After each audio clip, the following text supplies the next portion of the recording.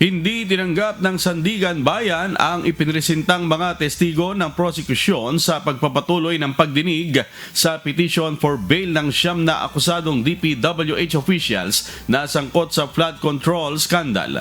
Sasalang sana sa cross-examination ng 2 cashier mula sa Department of Public Works and Highways, Mimaropa Region kahapon sa Sandigan Bayan.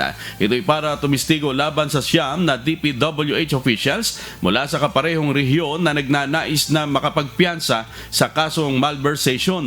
Tinututulan ng abogado ni Gerald Pacanan, isa sa mga akusado, na tumistigo ang dalawa dahil hindi nakahanay ang mga ito sa mga inilatag na witness sa pre-trial order.